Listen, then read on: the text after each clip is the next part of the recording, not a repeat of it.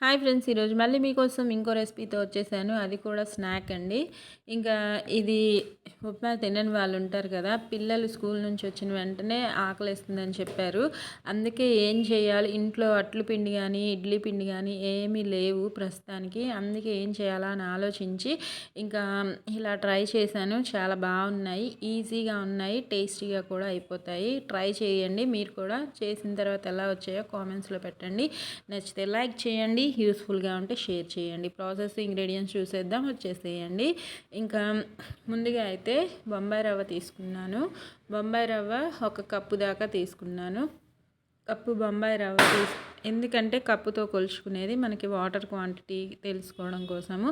ఇంకా స్టవ్ వెలిగించేసి కళాయి పెట్టుకున్నాను. దానిలో కరెక్ట్గా వాటర్ కప్పుకి 2 కప్పుల వాటర్ వేసుకున్నాను. ఇంకా వాటర్ వేసుకున్న తర్వాత హై ఫ్లేమ్లోనే పెట్టుకున్నాను. ఇంకా వాటర్ మరుగుతూ ఉన్నప్పుడు దీనిలో కొద్దిగా కొత్తిమీర వేసుకున్నాను. 1 రెమ్మ కరివేపాకు సరిపోతుంది.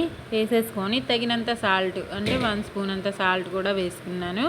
సాల్ట్ మీరు చూసి వేసుకోండి, మీరు తినేదాన్ని బట్టి. జీలకర్ర ఒక 1 స్పూన్ చిన్న స్పూన్ తోటి వేసుకొని ఆ వాటర్ చక్కగా మరిగేటప్పుడు మనం ఉప్మా చేసుకుంటాం కదా, యాజ్ అలానే ఉప్మా అలానే చేసేసుకోవాలి. ఇంకా లో ఫ్లేమ్లోకి మార్చుకోవాలి రవ్వ వేసేటప్పుడు మాత్రము. ఇది ఉప్మాలాగా రెడీ అయిపోతుంది. ఫ్యాన్ కింద చల్లారి పెట్టేసుకోండి. బాగా చల్లారిన తర్వాత మాత్రమే ఇవి చేసుకోండి అనమాట. ఎందుకంటే వేడి పట్టుకోలేదు, ఇంకా వేడిగా ఆయిల్లో వేసినా కూడా అంత బాగోదు. కాబట్టి చల్లారిన తర్వాత వాటర్ అద్దుకొని చిన్న బాల్స్ చేసుకొని మనం వడలు ఎలా చేసుకుంటామో నేనైతే వాటర్ అద్దుకున్నాను. మీరు కావాలంటే ఆయిల్ అయినా అప్లై చేసుకోండి, మీ ఇష్టం, మీ చాయిస్.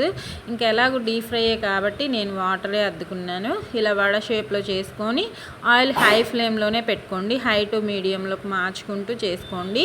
ఇవి బాగా అన్నీ వేసేసుకున్న తర్వాత గోల్డెన్ బ్రౌన్ కలర్ వచ్చేంతసేపు ఫ్రై చేసుకుంటే 2 వైపులా టర్న్ చేసుకుంటూ దగ్గరే ఉండి ఈజీ అండ్ టేస్టీ స్నాక్ అయితే అప్పటికప్పుడు రెడీ అయిపోతుంది. ఈ రెసిపీ అనేది మీరు ఉప్మా మిగిలిపోయినా ట్రై చేయొచ్చు. ఒకసారి అలా కూడా ట్రై చేయండి.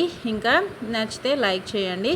ఇదిగోండి నా స్నాక్ అయితే రెడీ అయిపోయింది. ఉప్మాతోటి గారెలు వేశాను ఫస్ట్ టైము. ఇది కూడా ఒక వీడియోలో చూశాను అనమాట. లైక్ చేయండి, యూస్ఫుల్గా ఉంటే షేర్ చేయండి. ఆరోగ్యంగా తినండి.